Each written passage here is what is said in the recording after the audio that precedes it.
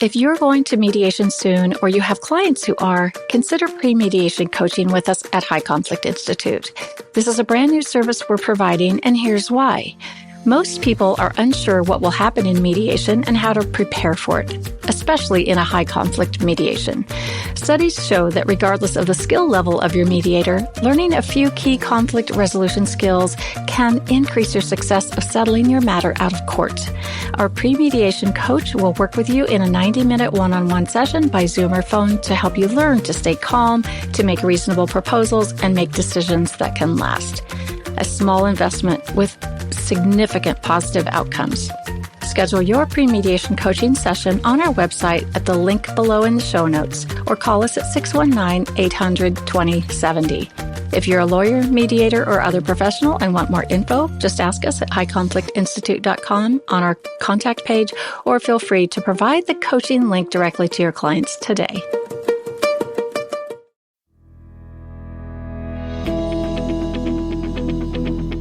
Welcome to It's All Your Fault on True Story FM, the one and only podcast dedicated to helping you identify and deal with the most challenging human interactions, those with someone who may have a high conflict personality. I'm Megan Hunter, and I'm here with my co-host Bill Eddy and our special guest Amanda Ripley. We are the co-founders of the High Conflict Institute in San Diego, California. Today, our format is slightly different as I'm actually on the road and unable to participate in the discussion, unfortunately. But that's okay, because I think you'll be very fascinated listening to two people who have dedicated a great deal of their lives to resolving conflict, to understanding human behavior, and to just helping others understand conflict, particularly high conflict. But first, a couple of notes. If you have a question about high conflict situations or a high conflict individual, please send them to podcast@highconflictinstitute.com or on our website at highconflictinstitute.com/podcast, where you will also find the show notes and links. Please give us a rate or review and tell your friends, colleagues, or family about us, especially if they're dealing with a high conflict situation. We're very grateful. Now, here's what you've been waiting for.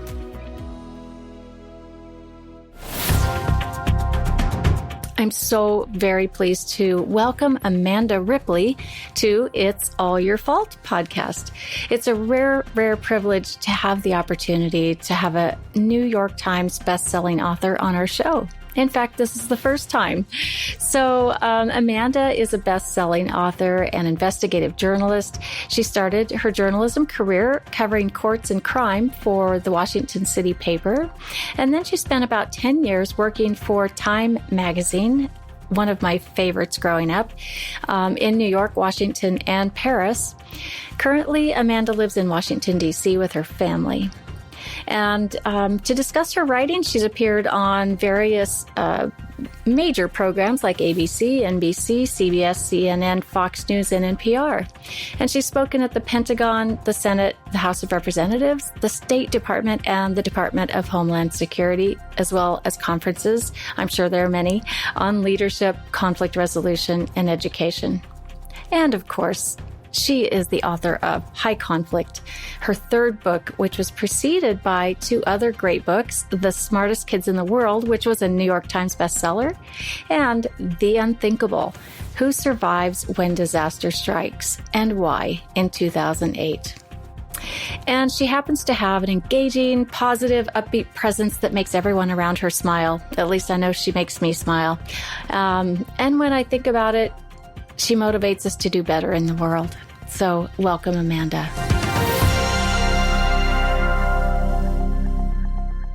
Amanda, welcome to the show. You've had a powerful career as a New York Times bestselling author and an investigative journalist. Can you tell us briefly what led you to this career? Sure. Thanks for having me, Bill. I'm really glad to be here with you. Excited for this conversation. So I was a journalist for 20 years. And then about 6 years ago, I started feeling like something was going on in the country that I did not understand. And it was deeply unsettling. I had covered a lot of conflict. I'd covered terrorism and crime and disasters and education, which actually had the most conflict. And then it just felt like the conflict, the political conflict we were in as a country was no longer behaving in a linear fashion. Like I couldn't make sense of it. So I sort of stopped what I was doing and started learning from people like you who work intimately with conflict, but differently than journalists. So, everyone from psychologists to lawyers to mediators, negotiators, gang violence interrupters, and just trying to understand what I had missed. And it was a lot. It was a lot. And so that's what got me obsessed with conflict and writing this most recent book about it. Well, I know you've got two other books that have done well. One was The Smartest Kids in the World in 2014. That was a New York Times bestseller. And The Unthinkable, Who Survives When Disaster Strikes and Why, in 2008. So in a way, it seems like your writing has been building up to this new venture with high conflict. And I just wanted to ask you this kind of an awkward question, but how did you decide to embrace this messy, stomach-churning topic of high conflict? Well, in every case, books are my therapy. Like it's my way, in addition to real therapy, it's my way of trying to find a way to make sense of a really wicked problem. So with The Smartest Kids in the World, it was education, which I had written a lot about in the US, but I had kept hearing about these countries that allegedly educate all their kids to really high levels. And I just didn't believe it, honestly. I couldn't imagine exactly what they were doing differently. So I followed American teenagers to those countries and high schools in those countries for a year. And so in every case, including in High Conflict, the most recent book, I have one trick, which is find people who have been through the woods and out again, who can see the water they're swimming in a way that the rest of us cannot, and see what we can learn from them about what works, what doesn't, where we can locate hope. So, whether it's people who've survived disasters or American kids who've been, parachuted into other countries to go to high school, or in this case, people and communities who have been stuck in really toxic conflict and are now in a much healthier kind of conflict. Because it really gives a sense of hope. Your other books seem to have a lot of hope in them, and I think this book does too. So you focus in many ways on kind of the macro level of high conflict, group conflicts, gangs, city councils, polarized national politics. We, with High Conflict Institute, have focused more maybe in the micro. We've been focused on the interpersonal relationships, families, the workplace, legal disputes, and personalities. It'd be kind of interesting to hear how you define high conflict and see how that may be similar or different at the macro level. Yeah, that's a great point. I'd love to hear where the intersections are and where the divergences are. I think, for me, I think we both maybe started from the same place. Like for me, I was looking back at high conflict divorces and the idea that there were these certain, couples who were just stuck in perpetual cycles of blame for years in the courts, right? And looking at that research and sort of expanding it outwards to, what is often called intractable conflict or malignant conflict in international relations and in other countries, and trying to understand, what is the distinguishing feature of high conflict? For me, the way I think about it in my own head is it's any conflict that really takes on a life of its own. So it becomes conflict for conflict's sake. And as part of that, we become more and more certain of our own moral superiority.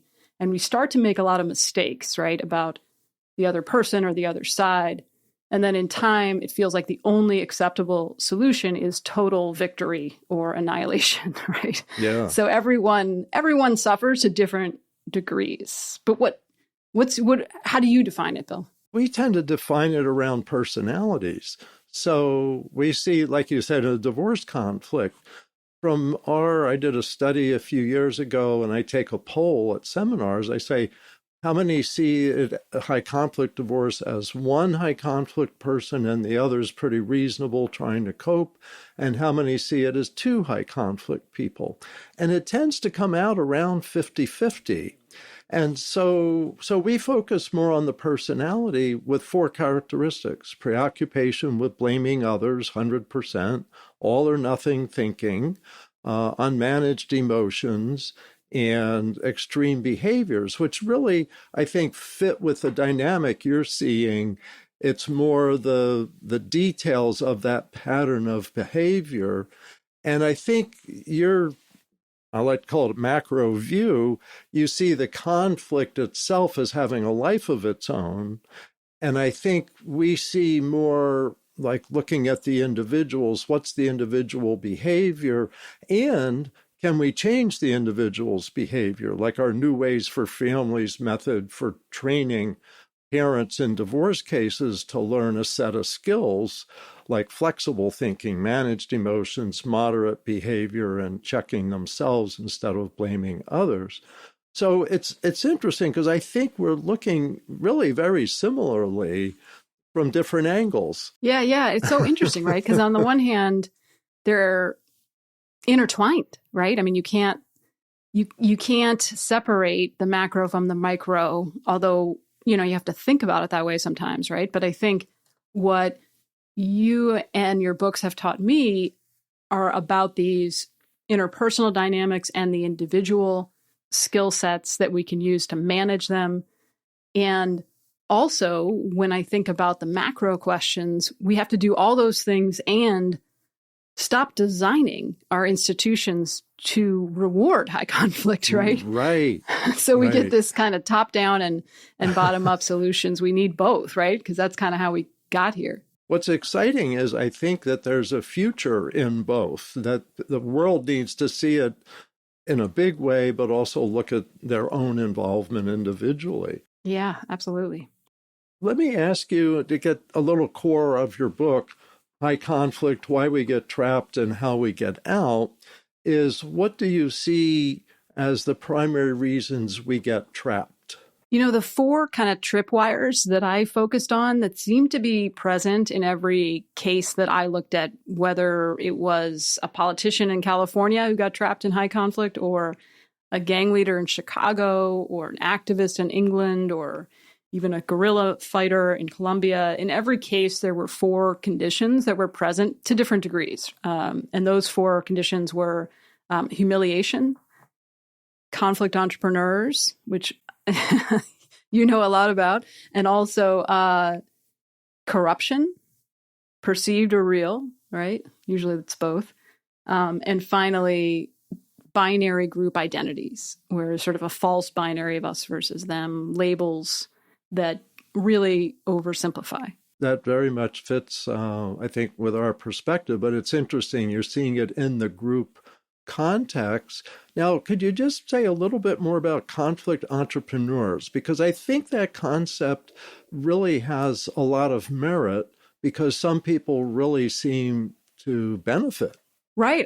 So I, as you know, I called you up months ago and said, Bill, do you think conflict entrepreneurs are high conflict people? And we had this fascinating conversation about where those two terms overlap. So I love learning from that intersection. And I don't pretend to have an answer to that. I think probably the answer we came up with was often, yes, they are the same. But basically, conflict entrepreneurs are people or platforms that exploit conflict for their own ends, right? And that could be for psychological ends, right? For attention, for a sense of power, control, meaning, belonging. It could be for profit. It's usually, an unholy mix of both, right? Yeah. Well, I think it's, what you opened my eyes to was the idea that some organizations or platforms, as you said, could be really like calculating almost. We need more conflict to boost sales or to boost eyeballs. Right. Sometimes it's subconscious, right? But sometimes it's explicit. I remember running into a national newspaper editor several years ago, and he at a dinner in DC, and he was saying how worried they were that Trump was going to lose. Even though he personally was anti-Trump, he knew how good it was for readership. Yeah, a lot of exposure. It's stunning to have this crossover, I think, from what's entertaining and governance. Yeah, right. And that's the idea. Spectacle and governance have become one. Yeah. Well, I think now that politics is more about entertainment than government, and yet the boundaries are so blurred, and that there's people that are making money by blurring those boundaries. So it's interesting and certainly concerning. Well, let me ask then your key strategies for getting out of high conflict, because I think that's good too. Yeah, well, typically the first step that most people and communities that I followed took, again, from all different walks of life, they would typically, the first thing they would do actually would be to distance themselves from the conflict entrepreneurs in their lives, right? And they didn't always call them that. Sometimes it was their lawyer. Sometimes it was their, campaign advisor. Sometimes it was a colleague or a family member. And one way or another, for different reasons, they reached a saturation point in the conflict and they realized that the losses were outweighing the gains. There's usually some kind of shock, right, that precedes that realization. And they start to notice that there are certain people, or sometimes, it's who's in your social media feed, it's who, where you get your news, but they start to notice that these people, these conflict entrepreneurs, are kind of feeding their worst instincts, and they seem to delight in every twist and turn the conflict takes. So that seemed to be the first step. And you'll appreciate this, Bill, that after the book came out, a bunch of people wrote to me and said, okay, great. Thanks a lot for giving us a name for this behavior, conflict entrepreneurs. What, though, do we do if we can't distance ourselves from the conflict entrepreneurs? And so that's when I reached out to you and wrote a piece about that. And now I just send people to the High Conflict Institute because, yes, there are lots of cases where you can't, right? You can't, that maybe they're your boss or your husband or your ex-husband, and you can't just create that distance. Yeah, well, that's where we came up with really techniques for managing that relationship when you can't get away from that relationship. And you're absolutely right. So many people can't get away, like co-parents in divorce. They don't want to deal with the other person, but they have to. But they have to. Yeah. Exactly. And yeah. Why? People right. that don't want to leave their job, they may be a year from retirement and all of that. So it's tricky. But it I is think tricky, yeah. Understanding this is good. So go ahead. Some of the other strategies. Some of the other strategies, once people were able to get a little space, however that is, right? It might be, from following your tips to manage the conflict and create some boundaries with the person and some sanity for themselves. However they're able to get some space, then the next step is typically investigating the understory of the conflict for themselves, for their opponents. And I think you and I have talked about this as well, but a lot of times, there's the thing that conflict seems to be about, and then the thing it's really about. And it could be different things for different people, but it's really important to get clear about what it is. So just to take a quick example, one of the people that I followed for the book is a conflict expert named Gary Friedman, a mediator who teaches negotiation at Harvard and Stanford and has helped thousands of people through really difficult conflicts all over the world. And he ran for local office in his tiny town in California a few years ago at the request of his neighbors who really wanted him to, come in and fix politics, stop making it so toxic. And they figured, who better, right, than Gary? And as he put it, it took about 1/8 of a second before he got pulled into high conflict in his own little town, because that's how politics is designed, right? And he's human. For him, he did stop relying on his campaign advisor, who was using a lot of the techniques and rules of national politics, and he started relying on his wife. So he distanced himself from the conflict entrepreneur. But then he had to get really curious about what was really going on here for him and for everyone else. And the truth is, he was bringing a lot to the table that he wasn't acknowledging. He was trying to prove that 40 years of his work could fix politics, right? Without saying that. And so when it didn't work, when he ran into opposition, when people made fun of his, code of conduct for the meetings and so forth, it felt deeply threatening and humiliating, right? So that's that other feature, humiliation. And that's where we get into real trouble, right? But at least he had to understand that for himself so that he could let go of some of the petty fights that he didn't really need to have and have the right fights that he really needed to have. Because as you know, in high conflict, we often have a lot of the wrong fights with the wrong people at the wrong time, which means we're not having the right fight, right? That we really do need to have, the kind of conflict that makes us stronger. Yeah, and that's a really good point, that conflict itself isn't bad, that the conflict may help us lead to something new and better, but high conflict, that's where you get into trouble. Any more strategies? Well, another thing he did was he really tried to rehumanize himself and other people. But that meant one of the things that comes up again and again when I hear from leaders right now, whether they're superintendents or pastors or politicians, they're all really struggling, as you know, in high conflict in different ways.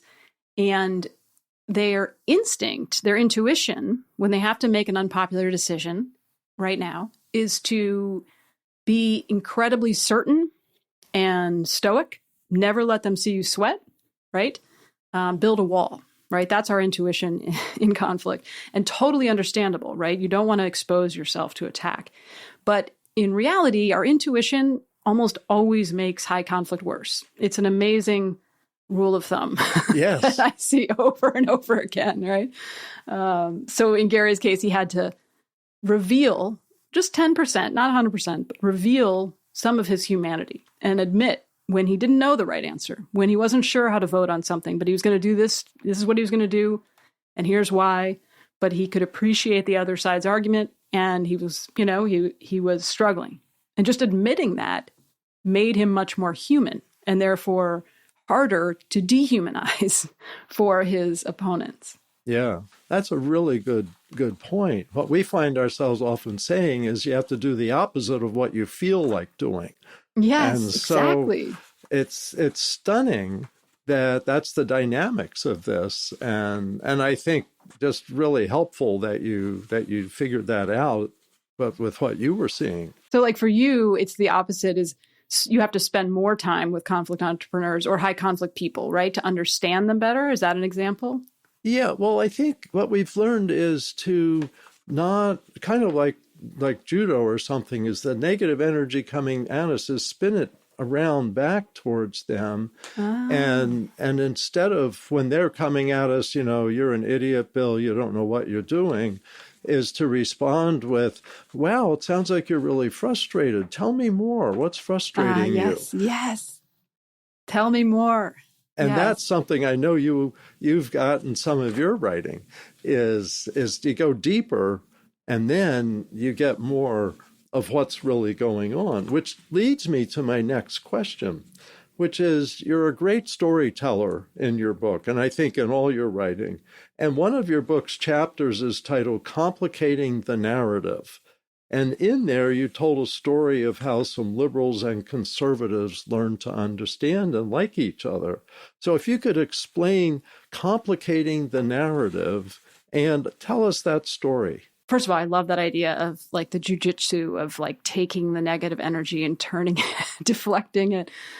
Tell me more is one of the go-to questions that I now train journalists on to just have in their pocket, especially when you find yourself feeling really put off by what someone has just told you in an interview. Now, this is, assuming it's not a live interview, but when someone says something like really offensive, my instinct is just to shut it down. Like, I want to shut them down, right? Just verbally. And in fact, what is way more powerful is to say, tell me more about that. Like, how did you come to that? I'm so curious, and it takes a lot of practice because it's not intuitive, but I swear it has changed my life, those 3 words. And it's on my wall. It's one of the questions we ask in conflict for fantastic, for the work I do now that just really It doesn't, it doesn't always lead to deeper revelations, but it always leads to better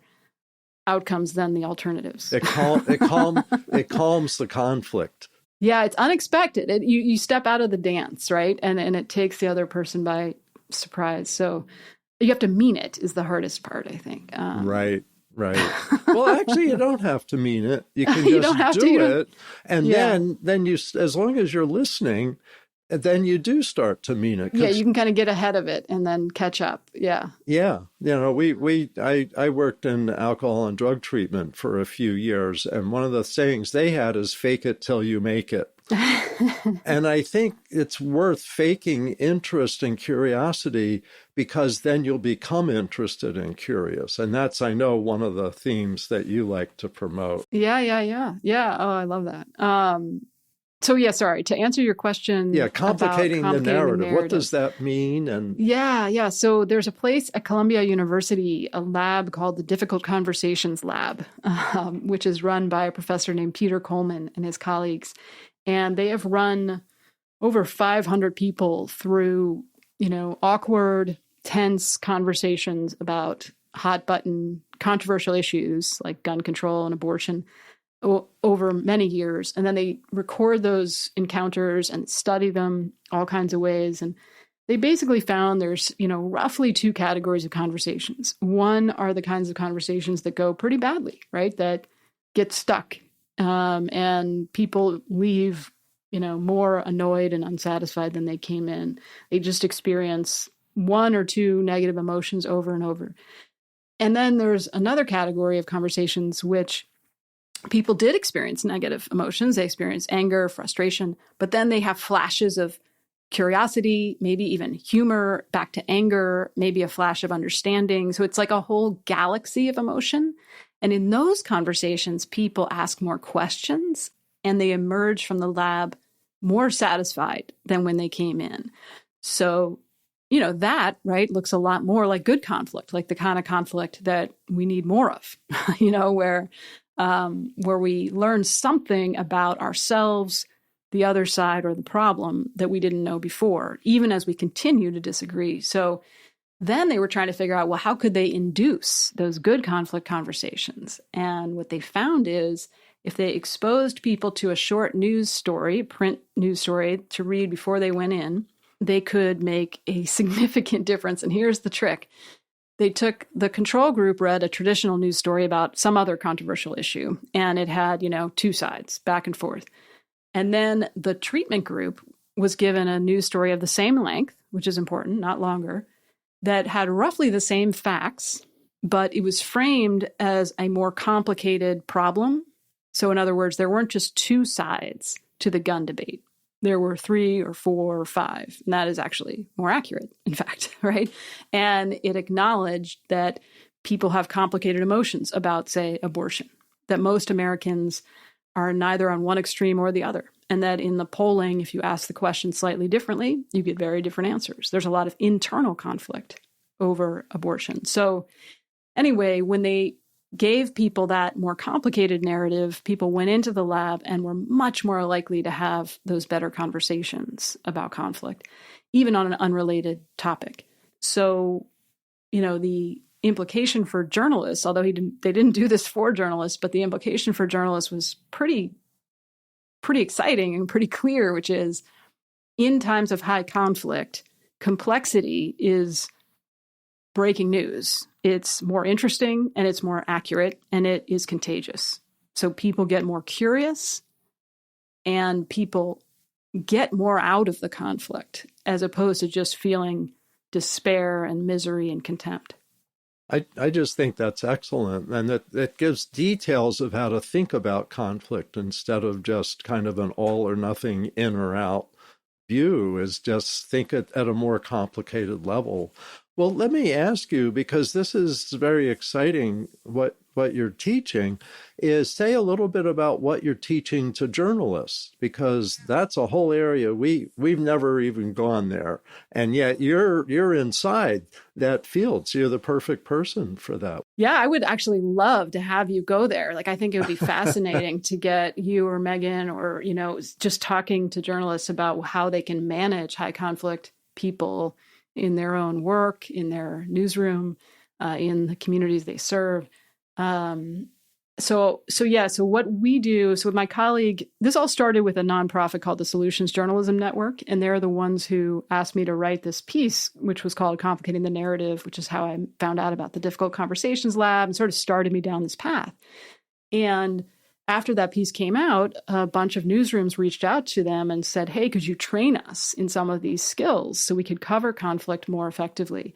And to their credit, Solutions Journalism was like, sure. And they created a curriculum with a TV and radio journalist who's incredibly talented named Helen Bianduti-Hofer. And she trained, over 1,000 journalists on sort of deep listening skills and asking different questions, like, saying, tell me more, that kind of thing. And then since then, she and I have started an organization called Good Conflict, where we build on those ideas and we go in and we help newsrooms and other organizations understand that distinction between high conflict and good conflict, what to look for so that you avoid high conflict or at least don't make it worse. And then also how to map the conflicts that your community is facing, right? Because that's something that researchers often do in high conflict, but not something that journalists do. And then how to investigate the understory, like I mentioned, like how to get underneath the usual talking points of the conflict. That's excellent. That's exciting. Well, that leads to my last question, which is also a journalism question. So, and you can tell me what's wrong with the way I frame this question. So, we're told every day that our nation is hopelessly polarized by the news media is telling us that. Many of us in the conflict resolution field don't really buy it. We don't say we're that polarized. So my question is the news media accurately reporting this polarization, or is the news media actively driving this polarization? Interesting. I'm curious, I know I'm supposed to answer the questions and you're supposed to ask, but can I ask you real quick, what makes you say that you don't think the country's polarized? I have some ideas, but I'm curious. Oh, myself, just from so much of our personal experience is people with quite different opinions speaking one-to-one. For example, police, community, that stuff. When you get people speaking one-to-one, polarization, which is mostly emotional, at least that's my view, polarization is an emotional, not logical process. And that the emotional stuff just melts away. And people like each other. There's also an article I read, the New York Times did a study with over 500 people. In 2019 in Houston, Texas, they got representative sample of the country together and had them talk in small groups one-to-one, and people became much less emotionally polarized. They didn't necessarily reverse their opinions, but they liked each other, and some of them continued and formed friendships with people with different points of view. I know in my life I have people with different points of view, but we still like each other. Right. So you're talking about the deliberative democracy approach to getting people together to have meaningful conversations with some guardrails, right? Yeah. And I think that's right. And it's interesting how, when you said polarization is mostly emotional, I think that's maybe where the answer lies, right? So there's two kinds of polarization in the research. One is ideological polarization, which is actually not that extreme in the US, but then there's affective polarization, which is dislike and distrust of the other side, of opposing partisans, right? And that is quite high by almost any measure compared to other countries, compared to our own history. So it's fascinating, right? Because a lot of that has to do with our political segregation, has to do with the way certain news outlets have really kind of inflamed the emotional, the fear, the dislike, the distrust, right?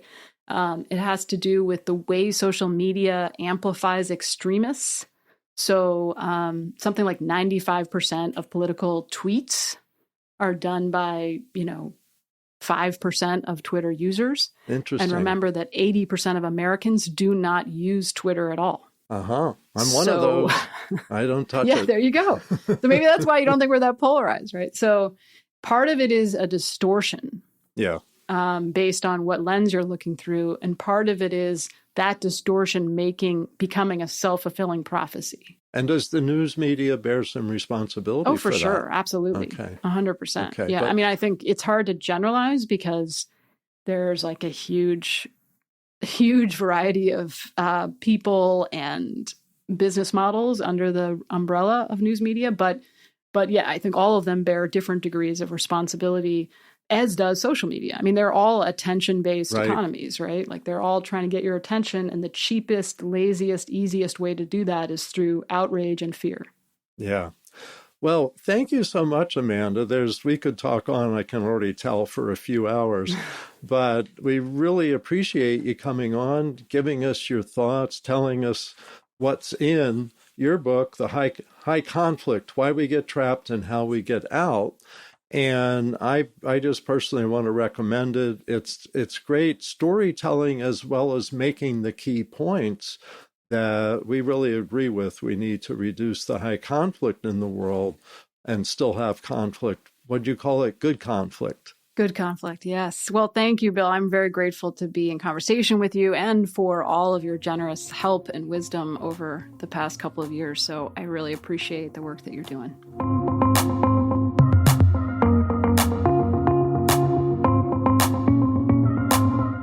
A big thanks, Amanda, for joining Bill today. What a fascinating conversation. I'm sure our listeners enjoyed this very much. So we're very grateful to have had you on our show and grateful for the time that you spent talking with us and sharing your information and wisdom with our listeners. As Bill mentioned, the title of Amanda's book is High Conflict, Why We Get Trapped and How We Get Out. You'll find the link in the show notes. And of course, it's widely available in various formats everywhere books are sold in the world. You'll be able to find her other books on her website, which we've also listed in the links, along with a couple of articles that she's either been interviewed in and some book excerpts. You'll find everything in the show notes. So next week is our monthly Q&A lab. We'll answer 2 questions. One from a parent who's dealing with a high-conflict 19-year-old son with violent, aggressive behaviors and who wants her to admit to abuse in his childhood that actually didn't happen. And second, we'll answer a question about what to do in a group with a high-conflict individual, particularly in a group where everything is meant to be equal. How to handle the paranoia and other high conflict behaviors, including being erased from the group and from social media memory. So send your questions to podcast@highconflictinstitute.com or submit them to highconflictinstitute.com/podcast. Tell your friends about us, and we'd be very grateful if you'd leave a review wherever you listen to our podcast. Until next week, have a great one and keep learning about high conflict behavior so you can handle it in your life and keep striving toward the missing piece. It's All Your Fault is a production of True Story FM. Engineering by Andy Nelson. Music by Wolf Samuels, John Coggins, and Ziv Moran.